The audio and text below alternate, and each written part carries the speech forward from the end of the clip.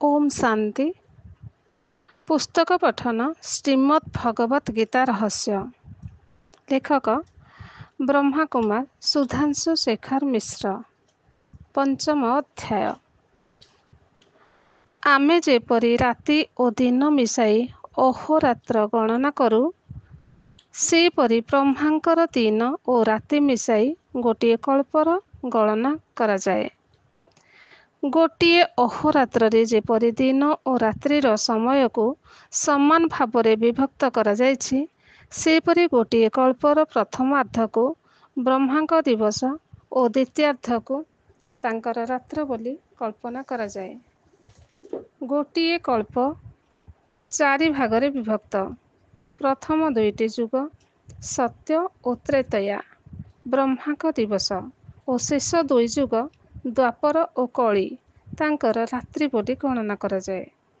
ब्रह्मांक दिवस आरंभरे अर्थात प्राक्कालीन सत्य जुगरे अव्यक्त अवस्थारू जीवात्मा सृष्टि रूपी रंगमंचरे शरीर रूपी वस्त्र धारण करी प्रकट हुए। कारण एही समयरे जीवात्मागण निज निज प्रारब्ध कर्म अनुसारे कर्म करिचालନ୍ତି।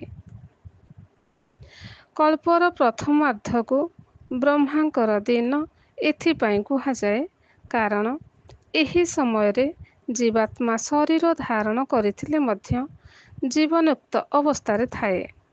ତାର ଦେହ ଅଭିମାନ ନଥାଏ। ତେଣୁ ସେ ସର୍ବଦା ନିର୍ବିକାର ସ୍ୱରୂପରେ ରହୁଥିବାରୁ ସୁଖୀ ରହେ।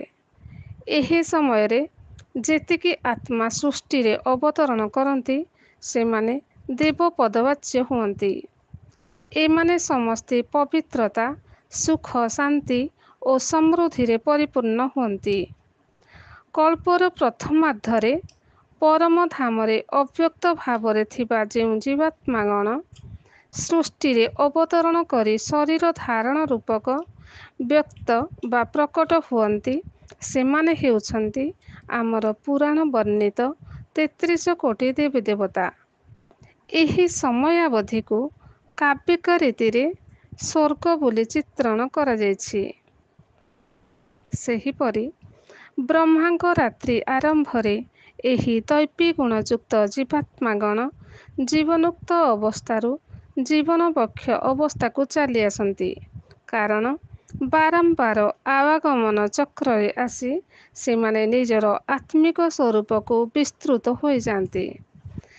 ସେମାନେ ପ୍ରାରବ୍ଧ ପୁଣ୍ୟ କର୍ମର ଫଳ କ୍ରମଶଃ କ୍ଷୀଣ ହୋଇଯାଏ ଓ ସେମାନେ ଦେହ ଅଭିମାନରେ ବଶୀଭୂତ ହୋଇ କାମ କ୍ରୋଧାଦି ବିକାରଗ୍ରସ୍ତ ହୋଇ ପଡ଼ନ୍ତି। ଜୀବାତ୍ମାମାନଙ୍କର ଏହି ଆତ୍ମବିସ୍ତୃତି ଅବସ୍ଥାର ଅବଧି ହେଉଛି ବ୍ରହ୍ମାଙ୍କର ରାତ୍ରି ସମୟ।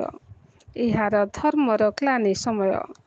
ଏହି କାଳାବଧିରେ ଜୀବାତ୍ମାର କ୍ରମଶଃ ଚାରିତ୍ରିକ ଅଧୋପତନ ହୁଏ ଏବଂ ସମାଜର ଦୁଃଖ, ଅଶାନ୍ତି, କଳହ, ଭ୍ରଷ୍ଟାଚାର ଦିନକୁ ଦିନ ବୃଦ୍ଧି ହେଉଥାଏ।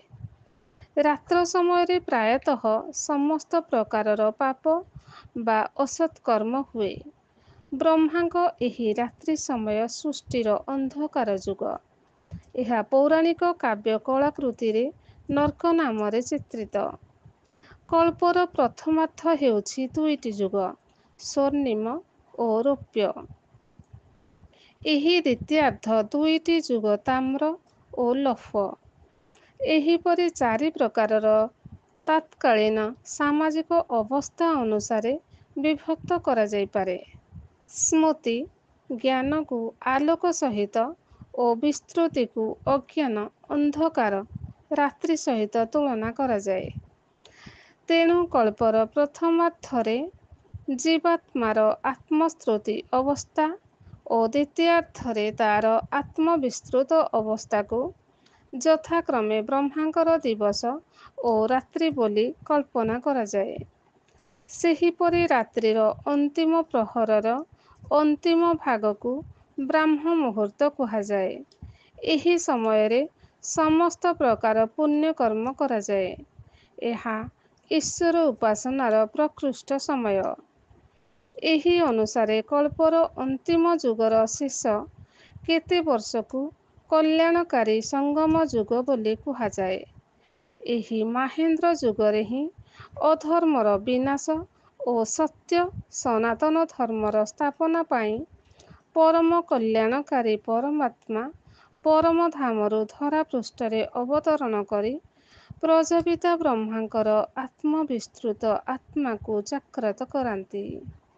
ତାପରେ ଆତ୍ମବିସ୍ତୃତ ସମସ୍ତ ଦେବାତ୍ମା ନିଜ ନିଜ ପ୍ରାରବ୍ଧ ଅନୁସାରେ ସୁଷୁପ୍ତି ଅବସ୍ଥାକୁ ତ୍ୟାଗ କରି ପୂର୍ବ ସ୍ମୃତିକୁ ପ୍ରାପ୍ତ ହୁଅନ୍ତି ଓ ପୁନଶ୍ଚ ଦ୍ରୁତ ହୃତ ଦେବତ୍ୱ ପଦ ପ୍ରାପ୍ତି ପାଇଁ ଈଶ୍ୱରୀୟ ଆଜ୍ଞା ଅନୁସାରେ ପୁରୁଷାର୍ଥରେ ରତ ହୁଅନ୍ତି।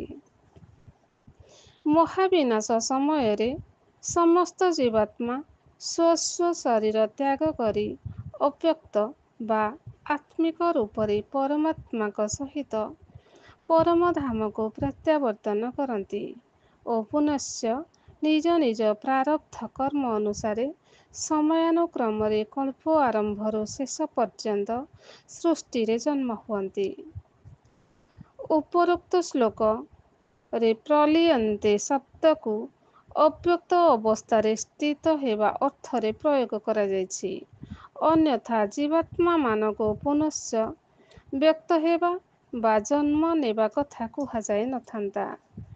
ମୂଳ ସ୍ୱରୂପ ଆତ୍ମା ପରମ ଧାମରେ ଅବ୍ୟକ୍ତ ଅବସ୍ଥାରେ ଥାଏ ଏବଂ ତାର ପ୍ରାରବ୍ଧ କର୍ମ ଅନୁସାରେ ସମୟାନୁକ୍ରମରେ ସୃଷ୍ଟିରେ ଶରୀର ଧାରଣ କରି ବ୍ୟକ୍ତ ହୁଏ।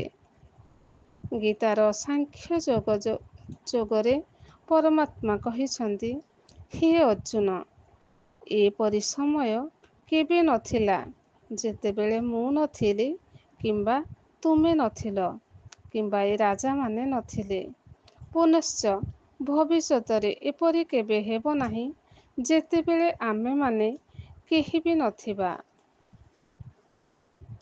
न त्वेवाहं जातो नासं न त्वं नेमे जनाधिपः न चैव न भविष्यामः ସର୍ବେ ବୟମ୍ ଅତଃ ପରମ୍। ଏହି ମହାବାକ୍ୟ ଦ୍ୱାରା ମାୟାବାଦୀମାନଙ୍କର ବ୍ରହ୍ମ ନିର୍ବାଣ ସିଦ୍ଧାନ୍ତ ଭୁଲ ପ୍ରମାଣିତ ହୋଇଛି।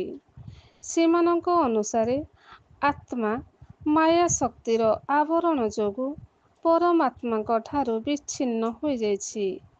ମୁକ୍ତି ପରେ ସେ ବ୍ରହ୍ମରେ ଲୀନ ହୋଇଯିବ ଏବଂ ନିଜର ସ୍ୱତନ୍ତ୍ର ଅସ୍ତିତ୍ୱ ହରାଇବ। ଏହି ମତବାଦକୁ ଗୀତା ସ୍ୱୀକାର କରେ ନାହିଁ। ପରମାତ୍ମା ସ୍ପଷ୍ଟ ଭାବରେ କହିଛନ୍ତି ଯେ ପ୍ରତ୍ୟେକ ଜୀବାତ୍ମାଙ୍କ ବ୍ୟକ୍ତିଗତ ସ୍ଥିତି ଶାଶ୍ୱତ ଭାବରେ ରହିଥିବ। ଉପନିଷଦମାନଙ୍କରେ ମଧ୍ୟ ଏ କଥା ସ୍ୱୀକାର ହୋଇଛି। କ୍ରମଶଃ ଓମ୍ ଶାନ୍ତି।